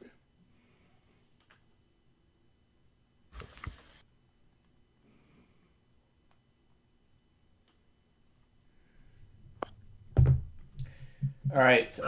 Did we get everyone's vote in? Yes, we did. What were you again, Yuri? All right. Yeah, he's an INTJ. Cool. All right.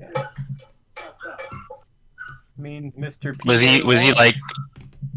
Thanks, Sams. Was he like switching cognitive transitioning, or because of coffee and Lextramin being like ENTP? I mean, I go back and forth with Lex Friedman being ENTP. He might be ISTJ. There's a chance. He's just that boring. So, yeah. Systematic, not interest based.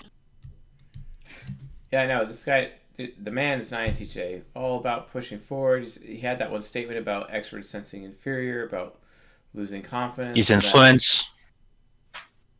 I know, but he was talking about how, like, after he got out of the world of chess, then he wasn't really on the top anymore, and he was going more towards, like, helping people and going towards his interests. Not interest-based? No. No. Okay. Why Worth not a shot. Because like I feel like when he was like younger, he'd probably be like super like competitive.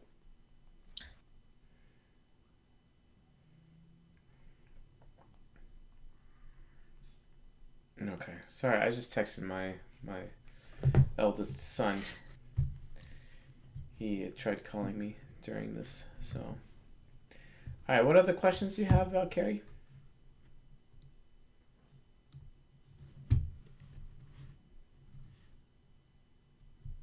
Okay, cool. No questions then. Dude's freaking. She was just saying like he appears like more interest based, but Well, I mean, he does have ESFP subconscious, which is interest based. Does he look like Max Richter? Max Richter. I don't know who that is. You typed him. Is like is a composer. Yeah, I don't. No. I don't Okay. remember. I type so many people. Also, so much. INTJ. I type people so much, it just gets ridiculous. Hello, freak bitches. If you care about what you do, that's just part of the program. Absolutely, and that's there's a healthy part to that, and then like moving on from it is, it's easier now than it used to be. It would just like it would live in me for a while. Like, oh, dude, you forgot the words to that song, and then it becomes a mental block. Yeah. Like you get up there and you go, oh shit, like a. You know, like a kicker or something, you know, a guy going to kick a field goal is like, oh, I missed that one. I can't believe I did. Then the next one, oh my God, now it's a thing, you know? Oh, so You can getting see over that those with mental fighters. blocks. Yeah. When fighters lose a fight and then they come back, and then you can see Sometimes I just want to the smack the shit out of discomfort. Joe You Rogan. can see the confusion and the fear. And Why? That's one of the hard. I think psychological issues are some of the hardest I mean, it's issues that kinda people nice ever he's overcome. high And it's just on his literally show like all a the time. pattern of That's thought in nice. your mind. Right. But if you just decide That's you're not envy, as good as Chase. you used to be, you can manifest that. Yeah. Even though, like, No, physically, it's you can not. do all the same things. That is so crazy. The power of thought, the power of my mind it's pretty dangerous at times.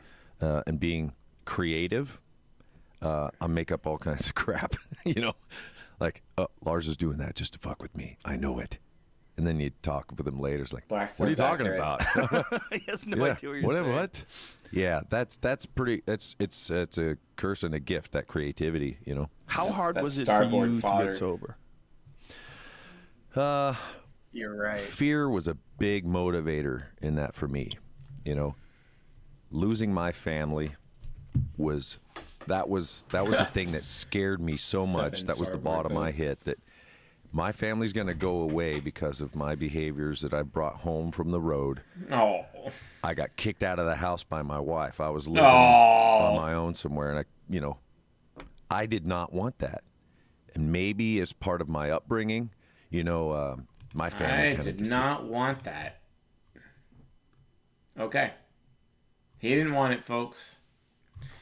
He didn't want it. Just letting y'all know. He didn't want it. All right. Pierre? An I inferior, informative, therefore ESFP. Five? Go with ISTP. Bubs? P. Say again? ISTP. Okay, Skate.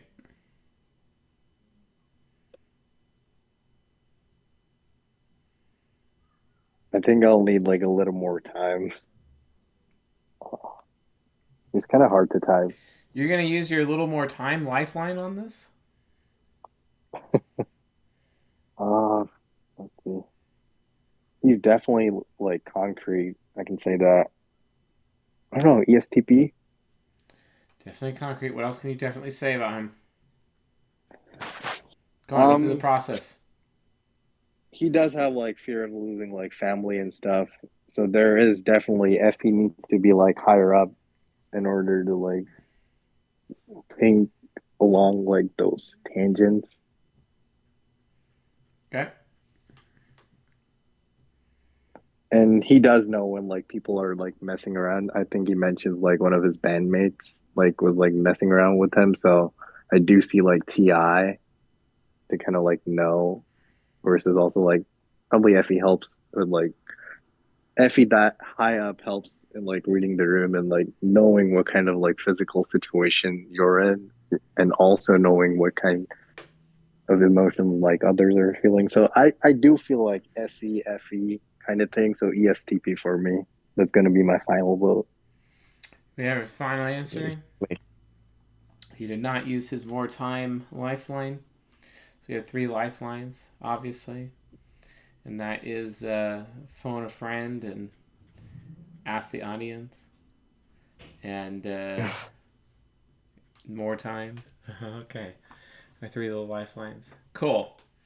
All right. Yeah, he's an ISTP. Wow. Oof. Back to a tie between Bubs and PA. Yep, back to the tie. Wow. Why not? That's great. Ron keeps trying to get back in. Oh, I'm trying to get back in. I would have gotten this one. I appreciate the determination to get at least one fucking right. To get 1 point. He's trying so hard to get my 1 point to validation. count. I need validation in my subconscious, you know? Yeah. I love you, bro. I need to get better. Oh my god. Not that kind of validation. Like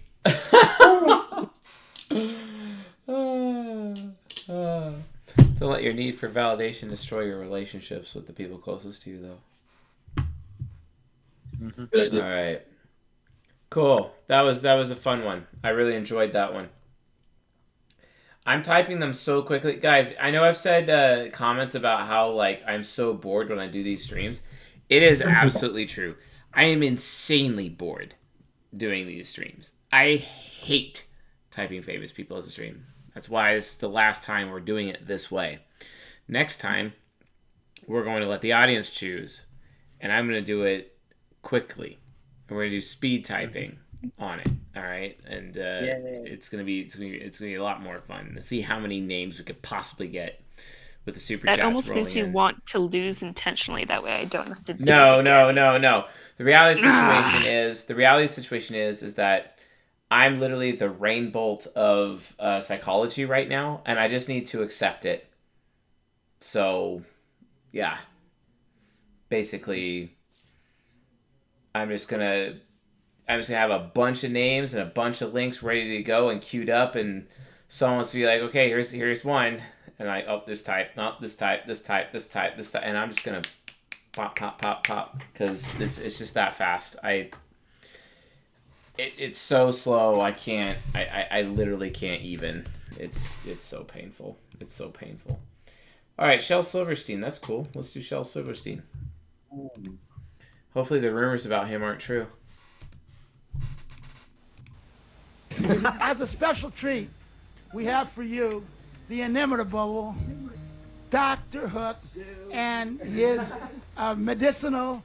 What was it? Medicine has to do with medicine. I know that it's a bunch of interns that they are. Actually, it's all a shuck. They're a bunch of interns, and a couple of them are doctors. As a matter of fact, there's one brain Why is he surgeon yelling so and one much? Calm down. eye specialist here, and the rest are interns.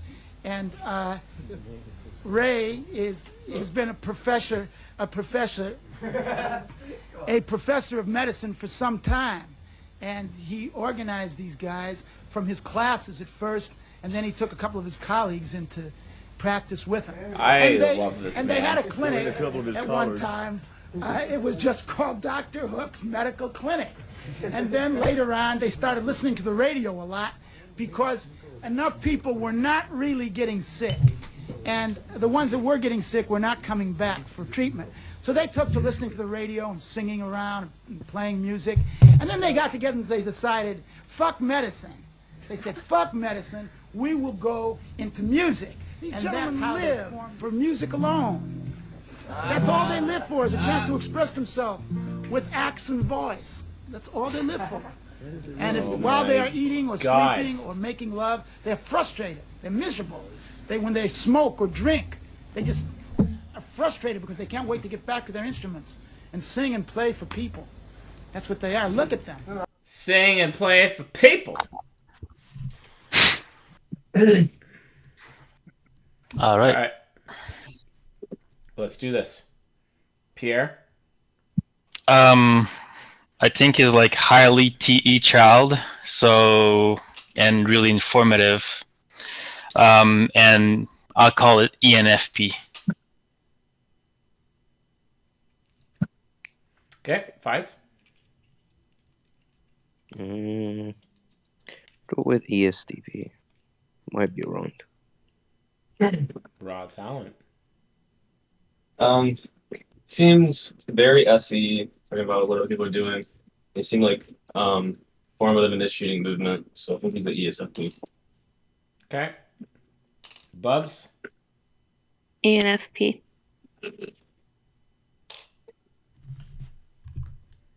Skate.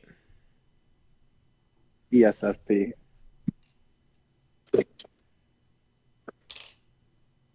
Did anyone get it right?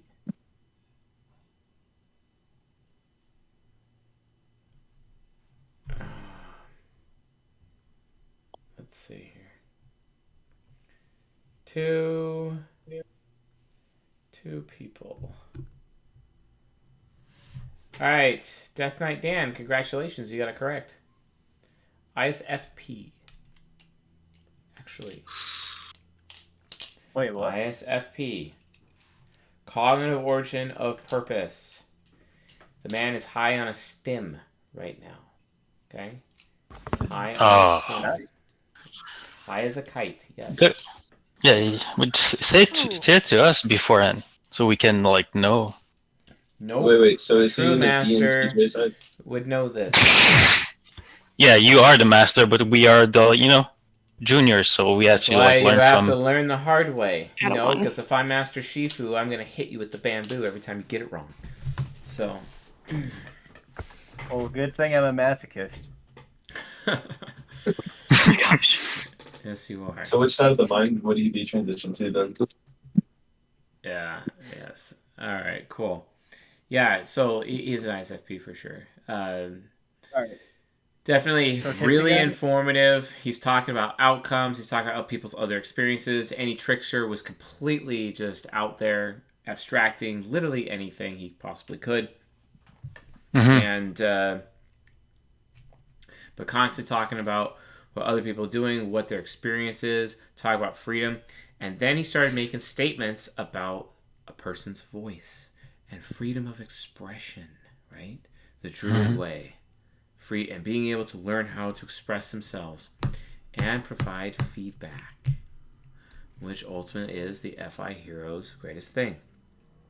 However, FI heroes struggle with it, but they have to aspire because they have the best feedback to offer, which is pretty cool. Looking at you, Druid Bear. Looking at you. All right, cool. Thanks. Thank you. Yeah. Well, we all know that Pierre thinks I'm full of shit now, so. No. I just want to learn and just like. giving you crap, dude. Don't worry about it. I'm just playing. Good. All right, shell servicing. Okay, and then interview. Wow, we got through all the acolyte requests. That's nice. All right, nice, cool. Journeyman ones. And stream obviously. early and Haley to bed. Huh? Oh yeah, you can skip Doug. I didn't find a good interview. You didn't get Doug? Honestly, a Jack the Yordle clone. I want to do that. I want that one. All right, I'll send you my favorite video of his. FI Demon telling me that. Okay. Doug Run Sea-Dog Streamer Awards interview. Very nice. Let's do this. Oh, I am bringing up. Who? Oh my God, this is amazing. How you doing? Good. I'm honored to be nominated with Will Neff. Oh, Hottest MILF 2023. Wow. Yeah. Your chances are great. Yeah, I was in a category with him last year, and he blew me the fuck out. So I had to get over to coding just to give you a chance. Yeah. Thank All God I right. haven't programmed anything this year. Okay. Well, I appreciate. I don't know who to ask questions to now. Ask him questions. Okay. Sorry. Shadow you. Okay, shadow me. Yeah, tell me if I'm doing a good job, please. Coach here, yeah. So, why do you decide to move over to programming this year for the awards? So what I did is I did 9 total hours of software and game development streaming, and apparently that makes me qualified as like a programming streamer. It's great. Well, I don't think anyone has done as many advancements to the art of Peggle as you. Programming is. What is that? Is That's that? why you clear the bar. Okay, here's the thing. Connor, you grew up in England learning Scottish as your second Okay, language. well, okay. In America, we learn things like C, C++, Visual Basic. Those are the kind of languages we learn in Freedom Town. All right, I know a little bit of binary. 01, 0011, 01. That means suck my balls. No, it doesn't. It does. I'm a programmer. You don't speak any C++ or anything. I know what I'm talking about. How dare you assume? Dominated programming guy, apparently. Yeah. Do you feel that maybe you could have spent that time learning C plus C, or whatever it is, C++ is what it is, right? I can barely understand your accent. Okay, well. So how are you feeling about your nomination tonight?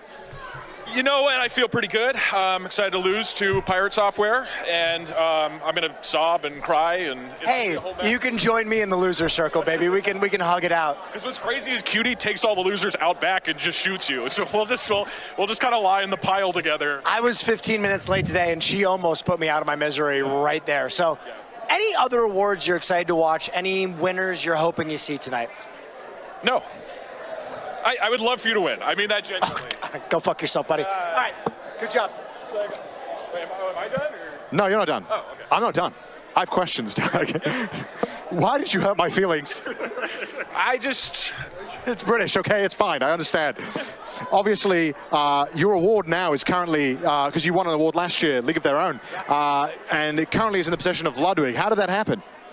Well, he challenged me to a stream thing, and then he cheated in the stream thing, as far as I can tell. I don't know why I would have lost otherwise, and took my trophy for the year. That was the bet. So he's had my trophy. He broke it. So he stole my winnings and then broke them in his, Hollywood mansion, and I'm left with nothing. And I'm going to lose my coding award to Pirate Software, and I'll be left with nothing again. And Ludwig will come and steal that for me, probably. If you do get an award again, how quickly do you intend to lose it this time? I am no better at chess than I was last year. I feel like Ludwig's slightly better, but I will do a rematch. You're gonna risk your award again if you win? Yeah, of course. What's the point of winning an award if you don't promptly have some guy take it and break it? Mine broke last year. It's just broken. I don't even think someone would take it. Yeah. But I'm assuming that the engineering is much better. All right. Pierre? ENTJ. So outcome oriented, calm, and I feel a lot of like FE demon when the guys like ask about his feeling, and he's like, don't care. Okay. So yeah, final answer ENTJ. I want to say INTJ. Okay. Victoria? Which person are we actually typing? The guy on the left. Here? The left. The interviewer. Okay, I'm gonna just ESFP, but I know I'm. Okay, Bubs. Oh, I was not paying attention to this. Can I get a recap? Pierre says ENTJ. Fies says INTJ. INTJ. Victoria says ESFP. Bubs. ENTP. And Skate. ESTP. We could be INTJ. That's really interesting. Yeah. That's a really nice answer, Skate. Too bad it's wrong. But Bubs got it right. So. What? He's an ESFP? No, he's an Nope. ENTP. Oh, yeah? Yep. I SE demon. Dave and I were debating ESFJ or ENTP for a while. Yeah. I don't know why I always get him right when I'm not in. Yeah, man, it's Bubs has that no pressure idea on your SE what he's inferior, doing. bro. Come on. Yep. He reminds me of Bill Burnham, kind of. Bubs is now leading with 4 points. She may actually I- defend her title. Wow. What is going on right now? Oh yeah. Also, how much longer to the stream? Let's see. Let's look at our time right now. Time is very close to being done. Very close. We might have time for 1 or 2 more. So Amazing. Amazing. Oh yeah. I'm gonna take half of Doug's content, which his content is basically about subjugating his Twitch stream into doing stuff for him. I'm gonna do that with Discord. All right. Let's So, go for here. example, we're gonna have it. Tim Roth is next. Interview. With the first D&D campaign being about infiltrating the Mind Temple. Tim Roth opens up with being a victim of sexual abuse. Okay. So I was sitting there, and Samuel Jackson sitting just in front of Quentin. Just before my category was announced, Sam turned around to me and went, "Tim, when you lose, right, say mother." Reservoir Dogs. I think my agent's kind of initial impulse was to look at Mr. Pink or Mr. Blonde, which were, Madsen and Steve Buscemi. They felt that I would be more interested in that, but I wasn't at all. I was interested in Mr. Orange because I would be an English actor pretending to be an American playing a cop who was pretending to be a robber. So I liked the 4 levels of deceit that that would make me go through. I also thought it would be hugely more challenging. And so I was intrigued by it, and then when I met with Quentin, that was that. What was working with Quentin like as a first-time director? Same as now. It feels the same. It feels that the atmosphere on set is fun and excitement and enjoyment and very, very creative. But the one thing that Quentin has that I find is not necessarily true of a lot of writers, directors, is that he's already done your improvising for you. I mean, if someone comes to you and you do it, it's there and he can go cut. No. And I've seen him do it, and he said it to me. He said it to all of his actors. It's on the page. Give me what I wrote. They can smell it. Sure as that fucking dog can. They can smell it on me. He's already done so much for you. That when your phone rings and it's him on the other end, your fingers crossed. So we shot the thing in, I think, 5 weeks. And for I think very, very little money involved. I remember Harvey Keitel saying to me, "What do you think?" I said, "I think this is really good." He went, "Yeah, me too. Don't jinx it." But we had that feeling that we were in something great, and a lot of that obviously had to do with the script, but a lot of it had to do with Quentin too. And we were at the beginning of something grand, in a not pretentious way, but in something great. Pulp Fiction.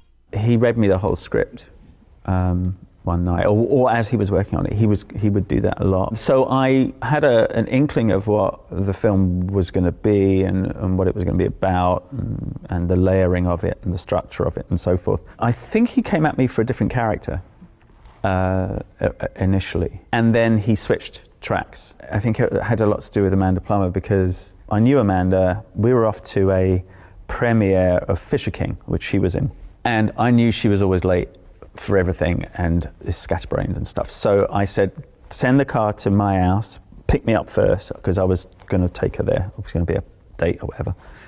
And then we'll come around and we'll get you. Came around and got her. She was fast asleep. So we loaded her into the car, got her there, and she was sort of dizzy, but it was her night. And then Quentin was there. And I said, I'd like to work with Amanda as long as she's got a really big fucking gun in her hand. And he went, done. He built those 2 characters, which I love those characters. Yeah. I absolutely love them. I love you, Pumpkin. I love you, Honey Bunny. Made in Britain. That was my first job with cameras involved, yeah. Originally, the way I got the job, I was calling myself an actor, which is hilarious, and selling advertising over the phone to people who couldn't afford it, and cycling back and forth to where I was staying. in the middle of the night, and I got a flat tire and went to a theatre to see if I could get a tire repair kit or something. And they didn't have that, but they told me about these auditions, and I went in. I got it through nefarious means. Do you want to tell us what those are? I met with Alan Clark, who's one of the best. All right, Pierre. I don't have a clue. It's hard for me to. This one's really hard. Yeah, because I don't know if he's either like in responding or initiating, because he's just talking to like no one. Does anyone want to use their more time lifeline to help out Pierre? Can I use it?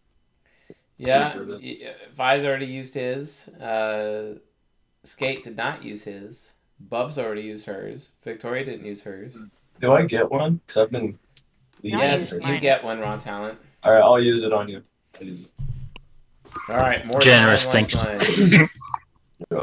You could hit an app. Now you could find someone. Now you could, if you had the guts to do it, you could probably alert somebody to help you. But it never crossed their minds. And I never really talked about it until the last conversation I had with my dad. We were in a pub and he asked me, he said, "Did my dad ever fuck with you?" And I went, "Yeah." And he went, "Yeah, me too." And that opened the door. And I think I was 25 at the time. Right. And that opened the door for the conversation. It was like a switch went off. And it's like, it's a great taboo, but it shouldn't be. No. It's so common. Of course. And we just didn't, we didn't have, there was no vocabulary. There was no dictionary for that kind of language in my brain. And then it just switched off. And now it's just part of life, for me. It made sense of your dad's life for you a bit. Yeah, he was a mess. Yeah, he was a mess, and he had PTSD for a couple of reasons, I think. And he was self-medicating, which I did for a long time as well. It's just anything to shut it down, really. But it's about, I think, finding fake space in your head sometimes, isn't it? It's the self-medicating. It's like a sort of, it's the nearest you ever get to. Okay. The lifeline is used up. Thank you, Raw Talent. So I'll say I want him to be an INTJ. Okay. Fies? Same as INTJ for you too, Fies? I. Yes, sir. Raw Talent? Between INTJ and ENTP, I'm going ENTP. Skate? It's between two. Skate? ISTJ. Okay. Victoria? This one is hard for me because I'm kind of invested in knowing his personality type, and I know like what personality type he's supposed to be playing on a specific show I like, but that doesn't necessarily mean that's his type. So what show is that? Just go with my weird gut and lie to me. He plays the guy that's supposed to be the